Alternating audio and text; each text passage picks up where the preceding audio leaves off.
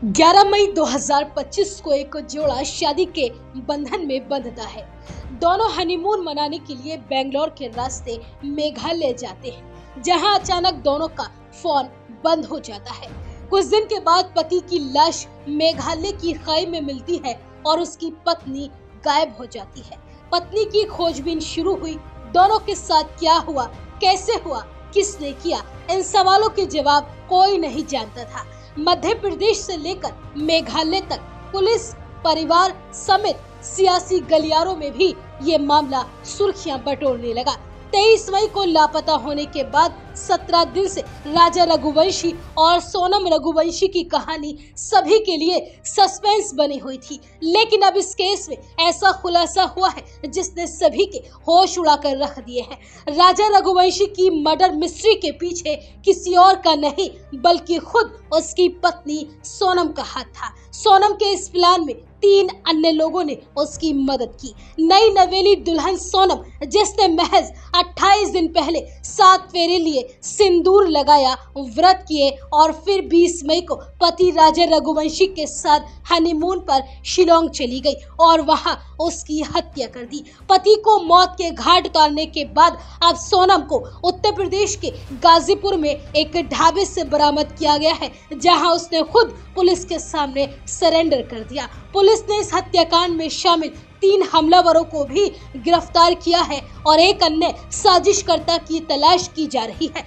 जानकारी के मुताबिक दुल्हन सोनम का पहले से ही किसी और युवक से अफेयर चल रहा था और उसी के चलते पति राजा रघुवंशी की हत्या की साजिश रची गई। राजा को बातों में फंसाकर हनीमून के लिए शिलोंग ले जाया गया, जहां उसे पूरी प्लानिंग के तहत मौत के घाट उतार दिया गया। आपको बता दें कि मध्य प्रदेश के इंदौर शहर के रहने वाले राजा रघुवंशी और सोनम की शादी 11 मई को हिंदू रीति रिवाजों से हुई। परिवार बेहद खुश था। रिश्तेदारों ने नवविवाहित जोड़े को आशीर्वाद दिया और 20 मई को दोनों शिलोंग हनीमून के लिए रवाना हो गए।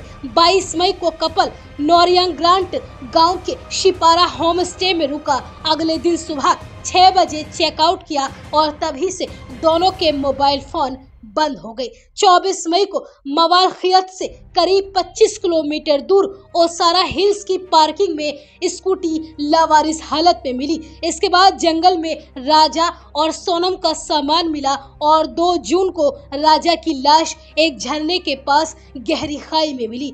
हाथ पर बने टैटू से राजा रघुवंशी की पहचान हो सकी और अब 9 जून की सुबह 3 से 4 बजे के बीच सोनम गाजीपुर के नंदगंज इलाके में एक ढाबे पर पहुंची और वहां उसने ढाबा संचालक का फोन लेकर अपने भाई को वीडियो कॉल किया और बताया कि वह गाजीपुर में एक ढाबे पर है। भाई ने तुरंत इंदौर पुलिस को सूचना दी, जिन्होंने गाजीपुर पुलिस से संपर्क किया। पुलिस मौके पर पहुंची और सोनम को वन स्टॉप सेंटर में मेडिकल जांच के लिए रखा गया। जांच में कोई चोट या मारपीट का निशान नहीं मिला है। पुलिस सूत्रों के मुताबिक सोनम का किसी और युवक से प्रेम प्रसंग चल रहा था, जो शादी से पहले भी सक्रिय था। शादी के बाद भी दोनों संपर्क में रहे। सोनम ने राजा को रास्ते से हटाने की साजिश रची और अपने प्रेमी के साथ मिलकर शिलोंग में हत्या को अंजाम दिया। राजा की हत्या में कुल 4 लोग शामिल थे, जिनमें 3 लोग